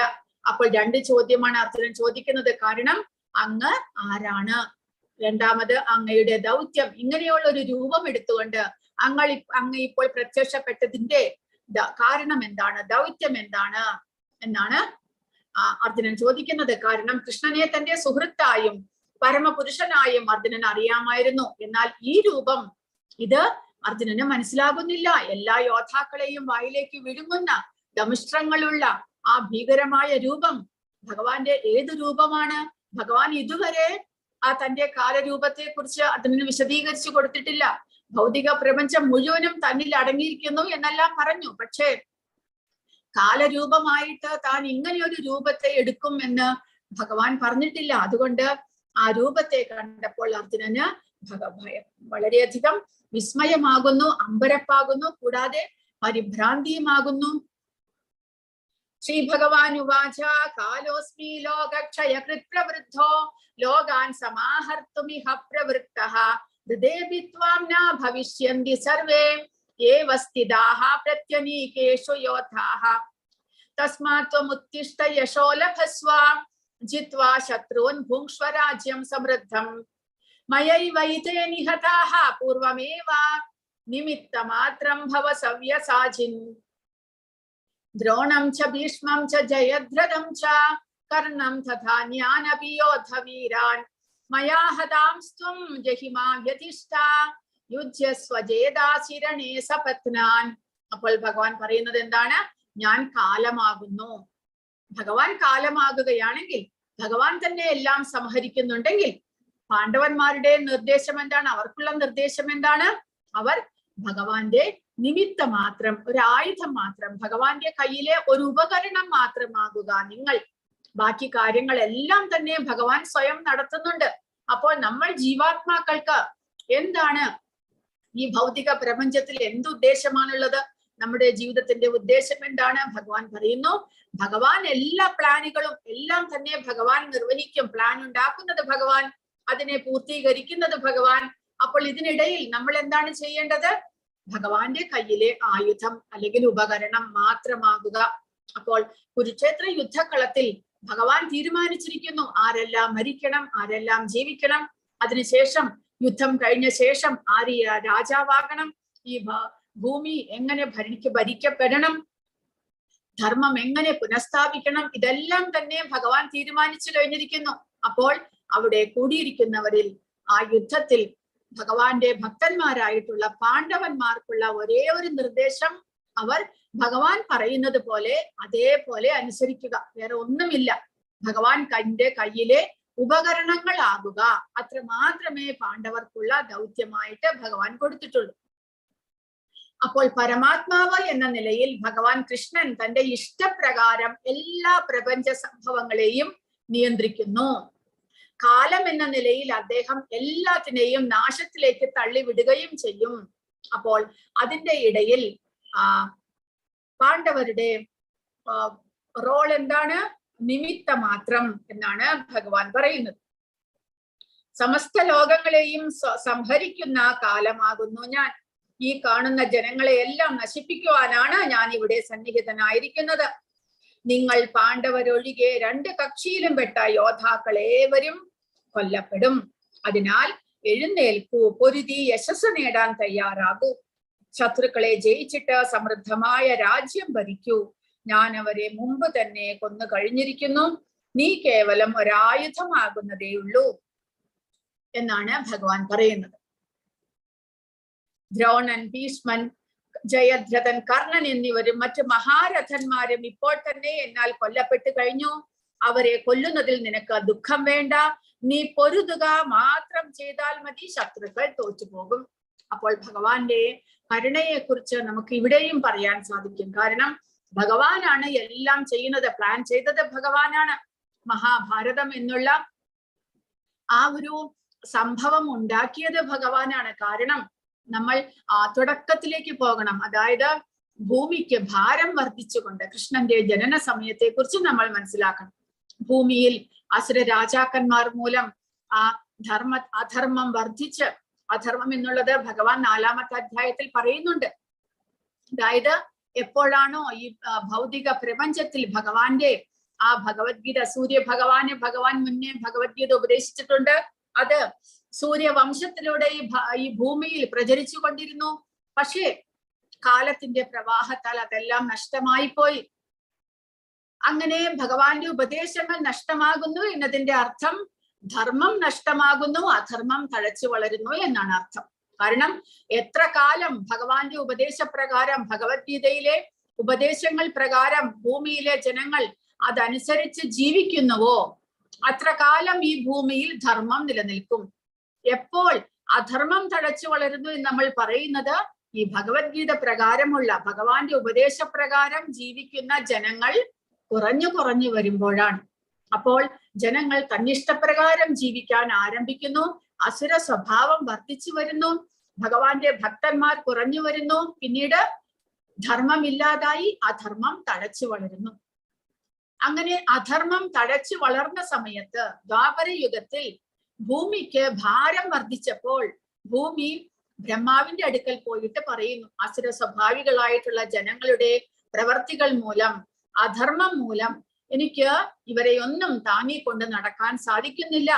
എനിക്ക് ഭാരം വർദ്ധിച്ചു, എന്റെ ഭൂമിയിലെ ഭാരത്തെ ഇല്ലാതാക്കണം, അധർമ്മത്തെ ഇല്ലാതാക്കി ധർമ്മം പുനഃസ്ഥാപിക്കണം, അതിന് എന്താണെന്ന് വെച്ചാൽ അങ്ങ് ചെയ്യണം എന്ന് ബ്രഹ്മാവിനോട് ഭൂമിദേവി അപേക്ഷിക്കുകയാണ്. അപ്പോൾ ബ്രഹ്മാവിന് സ്വയം ഇതൊന്നും ചെയ്യാനുള്ള കഴിവുമില്ല, എന്താണ് ചെയ്യേണ്ടത് എന്ന് അറിയുകയുമില്ല. അതുകൊണ്ട് ബ്രഹ്മദേവൻ ഭൂമിയെയും മറ്റുള്ള ദേവന്മാരെയും എല്ലാവരെയും വിളിച്ചുകൊണ്ട് പാൽക്കടലിന്റെ തീരത്തേക്ക് പോകുന്നു. പാൽക്കടലിന്റെ തീരത്തേക്ക് പോയിട്ട് ഭഗവാൻ വിഷ്ണുവിനോട് പ്രാർത്ഥിക്കുന്നു. ക്ഷീരോദകശായ വിഷ്ണു, അദ്ദേഹമാണ് ഈ ഭൗതിക പ്രപഞ്ചത്തിന്റെ നിലനിൽപ്പ്, സംരക്ഷണം അദ്ദേഹത്തിനാണ്. പരമാത്മ രൂപേണ അദ്ദേഹമാണ് ഭൗതിക പ്രപഞ്ചത്തെ നിലനിർത്തുന്നത്. അദ്ദേഹത്തിന്റെ അടുക്കൽ പോയിട്ട് പ്രാർത്ഥിക്കുന്നു. അപ്പോൾ ഗോലോക ചാറ്റിൽ നമുക്ക് കാണാൻ സാധിക്കും, ആ ഭൗതിക പ്രപഞ്ചത്തിന്റെ ഉള്ളിൽ ഓരോ ബ്രഹ്മാണ്ടത്തിലും ഒരു പാൽക്കടലുണ്ട്. അവിടെ ക്ഷീരോദകശായ വിഷ്ണു ശയിക്കുന്നു. അദ്ദേഹം തന്നെയാണ് പരമാത്മാവായിട്ട് പിന്നീട് ഈ പ്രപഞ്ചത്തെ സംരക്ഷിക്കുന്നത്. അപ്പോൾ അദ്ദേഹത്തോട് പ്രാർത്ഥിച്ചപ്പോൾ അദ്ദേഹം ബ്രഹ്മാവിന് ഒരു ശബ്ദം കേൾപ്പിക്കുകയാണ്. അതായത് ഭഗവാൻ ഉടനെ തന്നെ അവതരിക്കുന്നുണ്ട്. അപ്പോൾ ഭഗവാന്റെ ആ അവതാര കാലത്ത് ഭഗവാനെ സഹായിക്കാനായിട്ട് എല്ലാ ദേവന്മാരും ദേവിമാരും ആ ദ്വാപരയുഗ യദുകുലത്തിൽ ജനിക്കണം എന്ന് പറഞ്ഞുകൊണ്ട് ഭഗവാന്റെ ശബ്ദം ആകാശ വീചി ബ്രഹ്മാവിനെ കേൾക്കുകയാണ് ഉണ്ടായത്. അപ്പോൾ അവിടെ നിന്ന് നമുക്ക് ഇവിടേക്ക് കടക്കണം. കാരണം അങ്ങനെ ഭഗവാൻ അപ്പോൾ തന്നെ പ്ലാൻ ചെയ്ത് കഴിഞ്ഞിരിക്കുന്നു. എങ്ങനെയാണ് ഈ ഭൂമിയിൽ അധർമ്മം തഴച്ചു വളർന്നിട്ട് ആ അസുര സ്വഭാവികളായിട്ടുള്ള എല്ലാ രാജാക്കന്മാരെയും ഈ കുരുക്ഷേത്ര യുദ്ധക്കളത്തിലേക്ക് കൊണ്ടുവരേണ്ടത്. അത് ഭഗവാന്റെ പ്ലാനായിരുന്നു. അങ്ങനെയാണ് മഹാഭാരതം എന്നുള്ള കഥ തന്നെ രൂപപ്പെടുന്നത്. അങ്ങനെ ഭഗവാൻ യദുകുലത്തിൽ ജനിക്കുന്നു. അതേപോലെ പാണ്ഡവന്മാരും കൗരവന്മാരും എല്ലാവരും തന്നെ അങ്ങനെ ഇവിടെ ഭഗവാന്റെ തന്നെ ഇനി യദുകുലത്തിന്റെ തന്നെ ഒരു ശ്രേണിയായിട്ടുള്ള ഒരു വംശമായിട്ടുള്ള കൗരവ വംശത്തിൽ അവരെല്ലാവരും ജനിക്കുന്നു. അങ്ങനെ പാണ്ഡവരും കൗരവരും തമ്മിൽ ഒരു വഴക്കുണ്ടാകുന്നു. പാണ്ഡവരെ കൗരവന്മാർ പല വിധത്തിലും ഇല്ലാതാക്കാൻ, നശിപ്പിക്കാൻ ശ്രമിക്കുന്നു. അവരോട് വളരെയധികം ക്രൂരമായിട്ട് പെരുമാറുന്നു. അങ്ങനെ കുരുക്ഷേത്ര യുദ്ധം എന്നുള്ള ഒരു അവസ്ഥയിലേക്ക് ഇതെല്ലാം തന്നെ കൊണ്ടുചെന്ന് ചേരുന്നു. എല്ലാം തന്നെ ചേരുന്നു. അങ്ങനെ ഭഗവാൻ അധർമ്മികളായിട്ടുള്ള രാജാക്കന്മാരെ എല്ലാവരെയും ആ കുരുക്ഷേത്ര യുദ്ധക്കളത്തിലേക്ക് ഭഗവാൻ ചേർപ്പിച്ചു. അപ്പോൾ മഹാഭാരതം വായിച്ചാൽ നമുക്ക് അറിയാൻ സാധിക്കുന്നു, ഇത് ഒരു സൂപ്പർ പ്ലാനിന്റെ, ഭഗവാൻ അല്ലാതെ വേറെ ആർക്കും ഇങ്ങനെ ഒരു പ്ലാൻ ചെയ്ത് അധർമ്മത്തെ ഒറ്റയടിക്ക് ഇല്ലാതാക്കാനായിട്ട് സാധിക്കുകയേ ഇല്ല. ഒറ്റയടിക്ക് ഭൂമിയിലെ എല്ലാ അധർമ്മികളായിട്ടുള്ള രാജാക്കന്മാരെയും ഇല്ലാതാക്കിയിട്ട് ഭഗവാൻ പാണ്ഡവർ മുഖേന ധർമ്മത്തെ പുനഃസ്ഥാപിക്കുകയുണ്ടായി. അല്ലെങ്കിൽ ഭഗവാന് സ്വയം വേണമെങ്കിൽ തന്റെ ചക്രത്തെ അയച്ചിട്ട് ഈ ഭൂലോകത്തിലെ എല്ലാ അധർമ്മികളെയും ഇല്ലാതാക്കാൻ സാധിക്കും. ഭഗവാന് സാധിക്കാത്തതായിട്ട് ഒന്നും തന്നെയില്ല. എങ്കിലും ഭഗവാൻ ഇവിടെ പറയുന്നത് എന്താണ്? പൊരുതി യശസ് നേടാൻ തയ്യാറാകൂ. അവിടെയും ഭഗവാൻ കരുണാലുവാണ്. കാരണം ഭഗവാനാണ് എല്ലാം ചെയ്തതെങ്കിലും ഭഗവാൻ അതിന്റെ ക്രെഡിറ്റ് ഒന്നും തന്നെ വേണ്ട. അദ്ദേഹം അതെല്ലാം തന്നെ പാണ്ഡവർക്ക് കൊടുക്കുന്നു. കാരണം പാണ്ഡവർ ഭഗവാന്റെ ഭക്തന്മാരാണ്. എത്രമാത്രം ക്ലേശങ്ങൾ സഹിച്ചാലും അവർ ഭഗവാന്റെ ഭക്തിയിൽ ഒരു കുറവും കാണിച്ചില്ല. സദാസമയവും ഭഗവാന്റെ ആശ്രയത്തിൽ ഇരുന്നു കൊണ്ട് അവസാന നിമിഷം വരെ ഭഗവാന്റെ ഉത്തരവനുസരിച്ചവർ പെരുമാറി. അതുകൊണ്ട് ആ യശസ് മുഴുവനും ഭഗവാൻ പാണ്ഡവർക്ക് കൊടുത്തു. അല്ലെങ്കിൽ ദ്രോണരാകട്ടെ, ഭീഷ്മരാകട്ടെ, കർണരാകട്ടെ എല്ലാവരും തന്നെ അർജുനനേക്കാൾ ശക്തിയുള്ള, അർജുനനേക്കാൾ സാമർഥ്യമുള്ള യോദ്ധാക്കളായിരുന്നു. എങ്കിലും അവർ ഭഗവാനെതിരെ അല്ലെങ്കിൽ ഭഗവാന്റെ ഭക്തന്മാരായിട്ടുള്ള പാണ്ഡവർക്ക് എതിരെ നിന്നതുകൊണ്ട് അവർക്ക് യശസ് നേടാനേ സാധിച്ചില്ല. അവരെല്ലാവരും അധർമ്മികളായിട്ട് ഈ മഹാഭാരത കഥയിൽ കാണപ്പെടുന്നു. കാരണം അവരെല്ലാവരും കൗരവരുടെ പക്ഷത്ത്, ദുര്യോധനന്റെ പക്ഷത്തായിപ്പോയി. അവർ ഭഗവാന്റെ പക്ഷത്തേക്ക് അല്ലെങ്കിൽ പാണ്ഡവരുടെ പക്ഷത്തേക്ക് വന്നില്ല. അതുകൊണ്ട് അവർ ഒരിക്കലും അങ്ങനെയുള്ള പാണ്ഡവരുടേത് പോലെ യശസ് അവർക്ക് ലഭിച്ചിട്ടില്ല. എന്നാൽ പാണ്ഡവർക്കാണെങ്കിലോ ത്രൂ ഔട്ട് അവർ മഹാഭാരത കഥയിൽ ഭഗവാനോടൊപ്പം നിന്നതുകൊണ്ട്, ഭഗവാന്റെ സഹായികളായിട്ട്, ഭഗവാന്റെ ഭക്തന്മാരായിട്ട് നിന്നതുകൊണ്ട് ഭഗവാന്റെ ആജ്ഞ അനുസരിച്ച് പ്രവർത്തിച്ചത് കൊണ്ട് ഭഗവാൻ ഇവിടെ പറയുന്നു, ഞാൻ എല്ലാം ഭഗവാൻ തന്നെ ചെയ്തു കഴിഞ്ഞിരിക്കുന്നു. യശസ്സാണെങ്കിലോ, പ്രശസ്തിയാണെങ്കിൽ, കീർത്തിയാണെങ്കിൽ പാണ്ഡവർക്ക് ലഭിക്കുന്നു. അതാണ് ഭഗവാന്റെ കരുണ എന്ന് പറയുന്നത്. അപ്പോൾ എല്ലാം ഭഗവാൻ തീരുമാനിക്കുന്നു, ഭഗവാന്റെ ഇച്ഛയ്ക്കനുസരിച്ച് നടക്കുന്നു.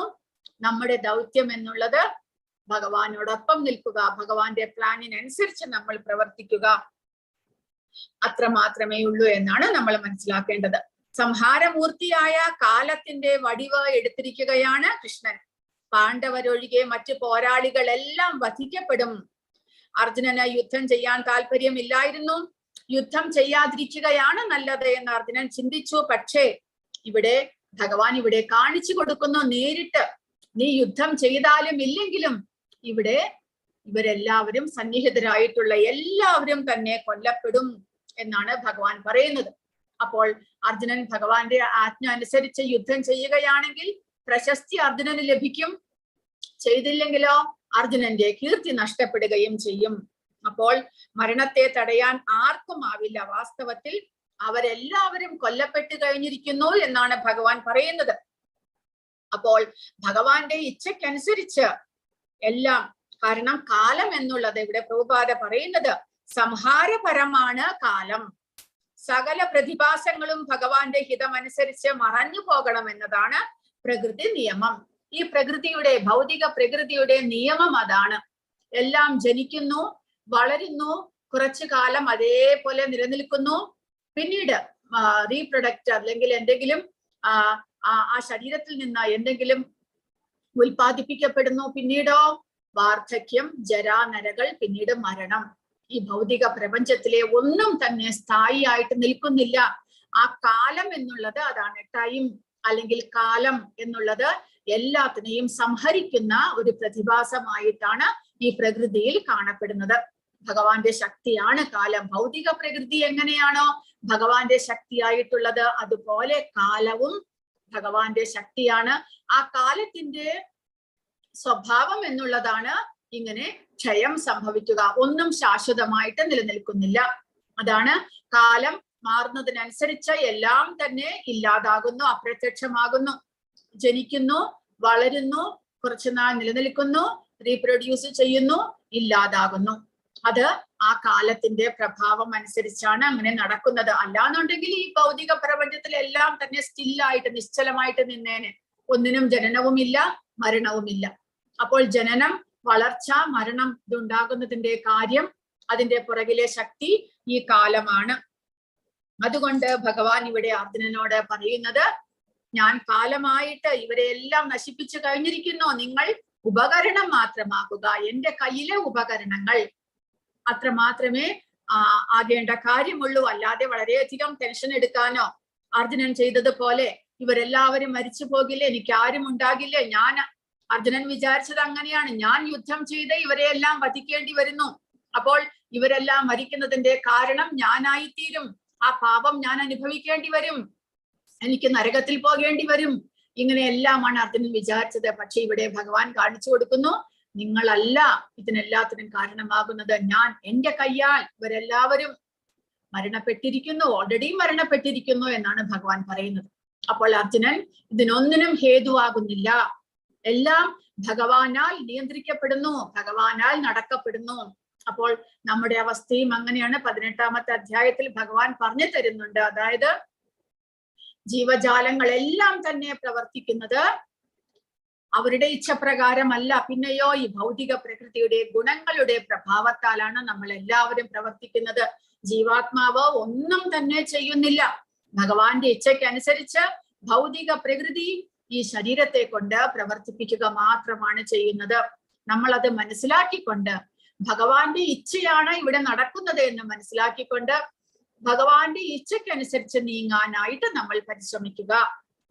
അപ്പോൾ 18ാമത്തെ അധ്യായത്തിൽ ഭഗവാൻ പറയുന്നുണ്ട്, 5 ഹേതുക്കളുണ്ട് ഒരു കർമ്മം നടത്തുവാനായിട്ട്. അതിൽ അവസാനത്തേത് ദൈവം. ഭഗവാന്റെ ഇച്ഛയില്ലാതെ ഈ ശരീരത്തിനോ മനസ്സിനോ അല്ലെങ്കിൽ പ്രകൃതിക്കോ ഒന്നും തന്നെ ചെയ്യാൻ സാധ്യമല്ല. എന്നാൽ ഭഗവാൻ വിചാരിച്ചാലോ എല്ലാത്തിനെയും കൊണ്ട് പ്രവർത്തിപ്പിക്കാനും സാധിക്കും. അപ്പോൾ നമ്മുടെ ഉത്തമമായിട്ടുള്ള തീരുമാനം എന്തായിരിക്കണം? ഭഗവാന്റെ ഇച്ഛയ്ക്കനുസരിച്ച് നമ്മൾ പ്രവർത്തിക്കുക, ഉപകരണമാകുക. നിമിത്ത മാത്രം എന്ന് പറഞ്ഞാൽ ഒരു ഉപകരണം മാത്രമാകുക. ഭഗവാനാലാണ് എല്ലാം സംഭവിക്കുന്നത് എന്ന് മനസ്സിലാക്കിക്കൊണ്ട് ഭഗവാന്റെ ഇച്ഛയ്ക്കനുസരിച്ച് നീങ്ങാനായിട്ട് ശ്രമിക്കുക. സവ്യസാചി എന്നുള്ള വാക്കിന്റെ അർത്ഥം വളരെ വിദഗ്ധമായി അമ്പുകൾ എയ്യാൻ കഴിയുന്നവൻ. നിമിത്ത മാത്രം എന്നുള്ളത് ഒരു ഉപകരണമാകുക. ബുദ്ധിയുടെ അടയാളം എന്നുള്ളത് ലോകം മുഴുവനും ഭഗവാന്റെ പദ്ധതിക്ക് കീഴിലാണ് എന്ന് തിരിച്ചറിയുക. ഭഗവാന്റെ ഇഷ്ടപ്രകാരം ഇച്ഛയ്ക്കനുസരിച്ചാണ് ഭൗതിക പ്രകൃതി നീങ്ങുന്നത് എന്ന് മനസ്സിലാക്കുക. ഒരു വിഡ്ഢിയാണെങ്കിലോ, വിഡ്ഢി എന്താണ് ചിന്തിക്കുന്നത്? സൃഷ്ടിയുടെ പിന്നിൽ ഒരു പദ്ധതിയുമില്ല, എല്ലാം ആകസ്മികമായ രൂപീകരണങ്ങളാണ് എന്ന് ബുദ്ധിയില്ലാത്തവർ വിചാരിക്കുന്നു. ശാസ്ത്രജ്ഞന്മാർ പറയുന്നത് എന്താണ്? ഒരു പക്ഷേ, അല്ലെങ്കിൽ ഇനി വേറൊരു വഴി. കാരണം ശാസ്ത്രജ്ഞന്മാർക്ക് ഒരു വ്യക്തമായിട്ടുള്ള ആൻസർ, ഉത്തരം ഒന്നിനും നൽകാൻ സാധ്യമല്ല ഈ ഭൗതിക പ്രകൃതി. കാരണം ഭൗതിക പ്രകൃതിയുടെ നിർമ്മാണം ഭഗവാന്റെ ഇച്ഛയ്ക്കനുസരിച്ചാണ്. അതുകൊണ്ട് അവർ ശാസ്ത്രജ്ഞന്മാർ വളരെയധികം പണിയെടുക്കുന്നുണ്ട് ഇതിനെപ്പറ്റി കണ്ടുപിടിക്കാൻ. അതെങ്ങനെ ഉണ്ടായി, ഇതെങ്ങനെ ഉണ്ടായി. പക്ഷെ അവർ അവസാനം ഇതുകൊണ്ടായിരിക്കാം, ഒരു പക്ഷേ, അല്ലെങ്കിൽ ഇങ്ങനെ ആയിരിക്കാം എന്നുള്ള തീരുമാനം മാത്രമേ അവർക്ക് ഉണ്ടാക്കാനായിട്ട് സാധിക്കുന്നുള്ളൂ. ഒന്നിനും ഒരു ഫേം ആയിട്ടുള്ള ഒരു തീരുമാനം അല്ലെങ്കിൽ ആൻസർ, ഉത്തരം പറയാനായിട്ട് അവർക്ക് സാധ്യമല്ല. അതും അവരുടെ ഭഗവാന് കീഴടങ്ങാത്തത് കൊണ്ടുള്ള, ശരണാഗതി ചെയ്യാത്തത് കൊണ്ടുള്ള, അല്ലെങ്കിൽ ഭഗവാനെ മാറ്റി നിർത്തിക്കൊണ്ട് അവർ ഭൗതിക പ്രപഞ്ചത്തെ കാണുന്നതിന്റെ വിരോധാഭാസമാണ് അങ്ങനെ അവർ ചിന്തിക്കുന്നത്. എന്നാൽ ഭഗവാന്റെ പദ്ധതി എന്താണ്? ലോകം മുഴുവനും പരമപുരുഷന്റെ പദ്ധതി അനുസരിച്ച് നീങ്ങുന്നു. വേണ്ടത്ര അറിവില്ലാത്ത വിഡ്ഢികൾ പ്രകൃതി ഒരു പദ്ധതിയില്ലാതെ സഞ്ചരിക്കുന്നുവെന്നും എല്ലാ പ്രകടനങ്ങളും ആകസ്മികമായ രൂപീകരണങ്ങളാണെന്നും കരുതുന്നു. ഒരു പക്ഷേ ഇതുപോലെ ആയിരിക്കാം, അല്ലെങ്കിൽ അങ്ങനെ ആയിരിക്കാം എന്നെല്ലാം കരുതുന്ന ശാസ്ത്രജ്ഞന്മാർ നിരവധി പേരുണ്ട്. എന്നാൽ ഒരു പക്ഷേ എന്നുള്ള ഒരു വാക്കേ ഇല്ല. ഭഗവാന്റെ ഇച്ഛയ്ക്കനുസരിച്ച് അത് നീങ്ങുകയാണ് ചെയ്യുന്നത്. ഭൗതിക ലോകത്ത് ഒരു പ്രത്യേക പദ്ധതി നടപ്പിലാക്കുന്നുണ്ട്. എന്താണ് ഈ പദ്ധതി? ഈ പ്രാപഞ്ചിക പ്രകടനമാണ് വ്യവസ്ഥിതരായ ആത്മാക്കൾക്ക് ഭഗവാന്റെ ധാമത്തിലേക്ക് മടങ്ങാനുള്ള അവസരം. അപ്പോൾ ഈ ഭൗതിക പ്രകൃതി ഭഗവാൻ സൃഷ്ടിച്ചിരിക്കുന്നത് നമ്മൾ ജീവാത്മാക്കളുടെ സ്വമേധയാലുള്ള ആഗ്രഹങ്ങളുടെ, അല്ലെങ്കിൽ സ്വന്തം ശരീരബോധത്തിലുള്ള ആഗ്രഹ പൂർത്തീകരണത്തിന് അതെല്ലാം ക്ഷണികമാണ് എന്നും അത് ശാശ്വതമല്ല എന്നും മനസ്സിലാക്കിക്കൊണ്ട് ഭഗവാനിലേക്ക് തിരിച്ചു പോകുന്നതാണ് നമ്മുടെ യഥാർത്ഥമായ ധർമ്മം, ലക്ഷ്യമെന്ന് മനസ്സിലാക്കാനുള്ള ഒരു അവസരമാണ് ഈ ഭൗതിക പ്രകൃതി നമുക്ക് നൽകുന്നത്. മനുഷ്യ ശരീരം ലഭിക്കുന്നതോടുകൂടി നമ്മൾ അത് മനസ്സിലാക്കിക്കൊണ്ട് തിരിച്ച് ഭഗവാനിലേക്ക് പോകാനുള്ള പരിശ്രമം നടത്തണം. അതിനുള്ള ഒരവസരമാണ് ഈ ഭൗതിക പ്രകൃതി നമുക്ക് നൽകുന്നത്. ഭൗതിക പ്രകൃതിയുടെ മേൽ ആധിപത്യം സ്ഥാപിക്കാൻ അവരെ പ്രേരിപ്പിക്കുന്ന ആധിപത്യ മാനസികാവസ്ഥ ഉള്ളിടത്തോളം കാലം അവർ വ്യവസ്ഥാപിതരാണ്. എന്നാൽ പരമാത്മാവിന്റെ പദ്ധതി മനസ്സിലാക്കാനും കൃഷ്ണാവബോധം വളർത്താനും കഴിയുന്ന ഏതൊരാളും ഏറ്റവും ബുദ്ധിമാനാണ്. പ്രപഞ്ച പ്രകടനത്തിന്റെ സൃഷ്ടിയും സംഹാരവും ദൈവത്തിന്റെ ശ്രേഷ്ഠമായ മാർഗനിർദ്ദേശത്തിലാണ്. അതുകൊണ്ട് അർജുനനെ ഭഗവാൻ പ്രേരിപ്പിക്കുകയാണ്, ഭഗവാന്റെ ആഗ്രഹത്തിന് അനുസൃതമായിട്ട് പോരാടുക. ഇതാണ് യഥാർത്ഥ സന്തോഷത്തിന്റെയും യഥാർത്ഥ പൂർണ്ണതയുടെയും പാത. ഭഗവാൻ അർജുനനെ കാണിച്ചു കൊടുക്കുന്നു. ഞാൻ തീരുമാനമെടുക്കുന്നു, എന്റെ ഇച്ഛയ്ക്കനുസരിച്ചാണ് പ്രകൃതിയിലെല്ലാം തന്നെ നടക്കുന്നത്. നിങ്ങളുടെ ഉത്തരവാദിത്വം എന്റെ ഇച്ഛയ്ക്കനുസരിച്ച് നിൽക്കുക അല്ലെങ്കിൽ പ്രവർത്തിക്കുക മാത്രമാണ് എന്ന് അർജുനന് ഭഗവാൻ നേരിട്ട് കാണിച്ചു കൊടുക്കുകയാണ് ചെയ്യുന്നത്. അങ്ങനെ അതുകൂടാതെ അടുത്തത് പറയുന്നത്, തന്റെ പദ്ധതി നടപ്പിലാക്കുന്ന ഭക്തർക്ക് അംഗീകാരം നൽകാൻ കൃഷ്ണൻ ആഗ്രഹിക്കുന്നു. അപ്പോൾ ഭഗവാനാണ് എല്ലാം ചെയ്യുന്നത് എന്നുണ്ടെങ്കിലും അത് ഭഗവാൻ പബ്ലിക്കായിട്ട് എല്ലാവരെയും അറിയിച്ചുകൊണ്ട് തന്റെ പ്രശസ്തി വർദ്ധിപ്പിക്കാൻ ഭഗവാൻ ഒരിക്കലും ആഗ്രഹിക്കുന്നില്ല. കാരണം അദ്ദേഹം ഭക്തവത്സലനാണ്. അദ്ദേഹം പ്രവർത്തിക്കുന്നത് ഭക്തന്മാർ മൂലമാണ്. അതുകൊണ്ട് ആ ഭക്തന്മാർക്ക് ക്രെഡിറ്റ് കിട്ടാൻ, അവർക്ക് കീർത്തി ലഭിക്കാൻ, അവർക്ക് പ്രശസ്തി ലഭിക്കാനായിട്ട് ഭഗവാൻ ആഗ്രഹിക്കുന്നു. അതുകൊണ്ടാണ് ആ ഭക്തന്മാർ മൂലം ഈ ഭൗതിക പ്രകൃതിയിൽ ഓരോ കാര്യങ്ങൾ നടപ്പിലാകുമ്പോൾ ഭഗവാനെ കുറിച്ച് നമുക്ക് മനസ്സിലാക്കാൻ സാധിക്കാതെ പോകുന്നത്. നമ്മൾ വിചാരിക്കും, ഓ അദ്ദേഹം വളരെ ശക്തിമാൻ, അദ്ദേഹത്തെ കാരണം ഇങ്ങനെയെല്ലാം നടന്നു എന്ന് നമ്മൾ വിചാരിക്കും. വാസ്തവത്തിൽ ഭഗവാൻ അദ്ദേഹത്തിന്റെ പദ്ധതി ആ ഭക്തൻ മൂലകം ഇവിടെ പ്രാവർത്തികമാക്കുകയാണ് ചെയ്യുന്നത്. അത് ഭക്തന്മാർക്ക് മനസ്സിലാക്കാൻ സാധിക്കും. അതുകൊണ്ട് ഭക്തന്മാർ ഭഗവാനെ ആരാധിക്കുന്നു. എന്നാൽ സാധാരണ ജനങ്ങൾ ഭഗവാന്റെ കൈകളെ മനസ്സിലാക്കാൻ അവർക്ക് സാധിക്കുന്നില്ല. ഭഗവാനാണ് ഈ പ്രകൃതിയുടെ പുറകിൽ നിൽക്കുന്നത് എന്ന് മനസ്സിലാക്കാനായിട്ട് സാധാരണ ജനങ്ങൾക്ക് മനസ്സിലാക്കാൻ സാധിക്കുന്നില്ല. അർജുനനോട് യുദ്ധം ചെയ്ത് വിജയിച്ച് രാജ്യം ആസ്വദിക്കാൻ ഭഗവാൻ പറയുന്നു. കാരണം ഭഗവാൻ യുദ്ധം ആഗ്രഹിക്കുന്നു. എന്റെ പദ്ധതി അറിയുക, ഇതിനകം ഞാൻ അവരെ കൊന്നു കഴിഞ്ഞിരിക്കുന്നു എന്ന വാക്കുകളാൽ ഭഗവാന്റെ ആഗ്രഹത്തെ ഭഗവാൻ അവിടെ പ്രകടമാക്കുന്നു. നിങ്ങളാണെങ്കിലോ പാണ്ഡവരാണെങ്കിലോ അവനവന്റെ കർത്തവ്യം നിർവഹിക്കുക, അസ്വസ്ഥനാക്കരുത്, നിങ്ങൾ വിജയിക്കും, ഭഗവാന്റെ ആയുധമാകുക എന്ന് ഭഗവാൻ പറയുന്നു. അപ്പോൾ ഭഗവാന്റെ തീരുമാനത്തെ ഭഗവാൻ അർജുനന് അറിയിച്ചു. ഈ യുദ്ധം ഉണ്ടാകും, ഇവിടെ വന്നിരിക്കുന്നവരെല്ലാവരും തന്നെ മരണപ്പെടും, അതെന്റെ തീരുമാനമാണ് എന്ന് ഭഗവാൻ അർജുനനെ അറിയിക്കുന്നു. ഇനി അർജുനൻ എന്താകണം? ഭഗവാന്റെ കയ്യിലെ ആയുധം മാത്രമാകണം. ഭഗവാൻ പറയും, അതിനനുസരിച്ച് അർജുനൻ യുദ്ധം ചെയ്യുക. അത് ഒരുപാട് ദിക്കിൽ നമുക്ക് മഹാഭാരത യുദ്ധത്തിൽ നമുക്ക് കാണാൻ കഴിഞ്ഞു. ഭഗവാൻ ഓരോ അവസരത്തിലും പാണ്ഡവരോട് ഇങ്ങനെ ചെയ്യൂ എന്ന് പറയുന്നു. അശ്വത്ഥാമാവിനെ ആ ഭീഷ്മരെ കൊല്ലാനായിട്ട് ശിഖണ്ഡിയെ മുന്നിൽ നിർത്താൻ പറഞ്ഞു ഭഗവാൻ. അത് തെറ്റാണ് എന്ന് പാണ്ഡവന്മാർ വിസമ്മതിച്ചെങ്കിലും ഭഗവാന്റെ നിർദ്ദേശാനുസരണം ശിഖണ്ഡിയെ ഭീഷ്മരുടെ മുന്നിൽ കൊണ്ടുവന്ന് നിർത്തുന്നു. അങ്ങനെ ഭീഷ്മർ യുദ്ധത്തിൽ മരിക്കുന്നു. രണ്ടാമത് ദ്രോണരോട് ഒരു നുണ പറയാനായിട്ട് യുധിഷ്ഠിരനോട് ഭഗവാൻ ആഗ്രഹിക്കുന്നു. ഭഗവാന്റെ ഇച്ഛപ്രകാരം യുധിഷ്ഠിരൻ, അന്ന് വരെ നുണ പറഞ്ഞിട്ടില്ലാത്ത യുധിഷ്ഠിരൻ ഒരു നുണ പറയുന്നു. അതും ഭഗവാന്റെ ഇച്ഛപ്രകാരം. അതുമൂലം അവിടെയും ദ്രോണർക്കും മരണം സംഭവിക്കുകയാണ്. പിന്നീട് കർണൻ യുദ്ധം ചെയ്യാതെ കർണനെ തോൽപ്പിക്കാൻ പറ്റില്ല എന്നുള്ളൊരവസ്ഥ വരുമ്പോഴാണ് കർണന് തന്റെ തേര് അവിടെ ചെളിയിൽ പുതഞ്ഞു പോകുന്നത്. ഉടനടി കർണന്റെ കയ്യിൽ ആയുധമില്ല, കർണൻ നിരായുധനാണ്.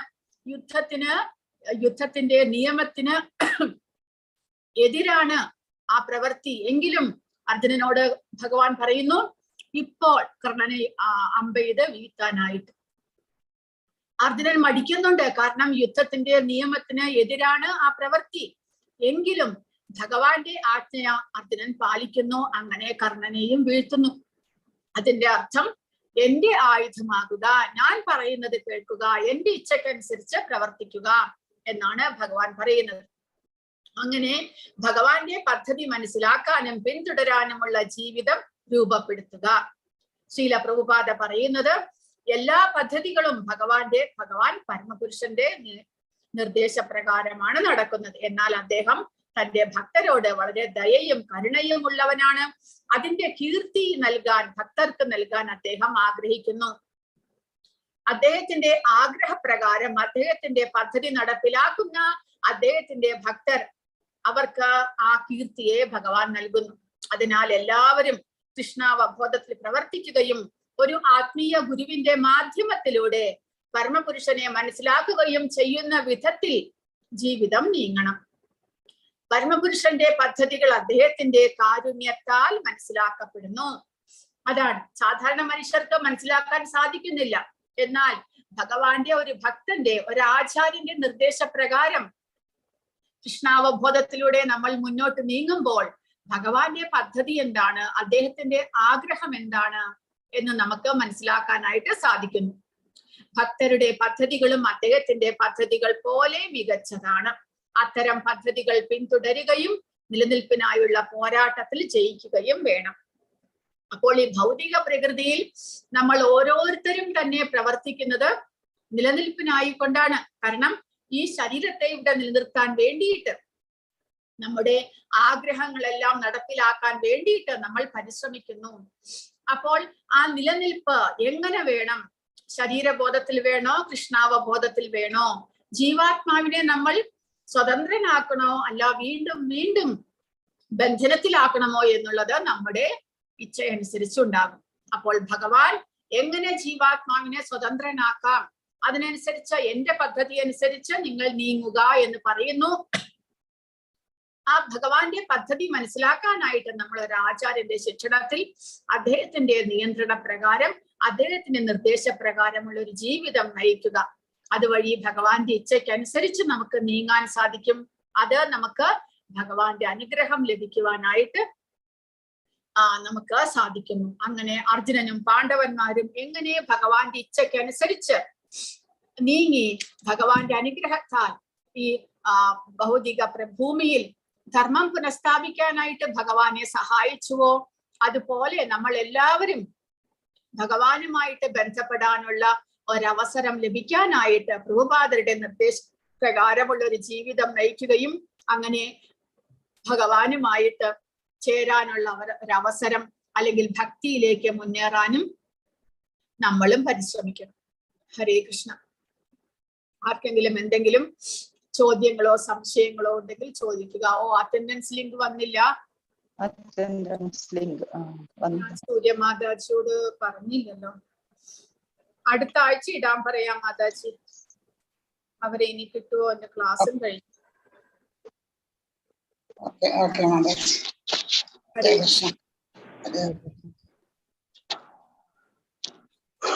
എന്തെങ്കിലും ചോദ്യങ്ങളോ സംശയങ്ങളോ ഉണ്ടോ മാതാജി? അറ്റൻഡൻസ് കിട്ടിയില്ലല്ലോ മാതാജി. അതെ, അതാണ് പറഞ്ഞത് ഞാൻ. സൂര്യ മാതാജി എവിടെ ഉണ്ടെന്ന് പറഞ്ഞൂടാ. മാതാജി വന്നില്ല ഇന്ന് ക്ലാസ്സില്.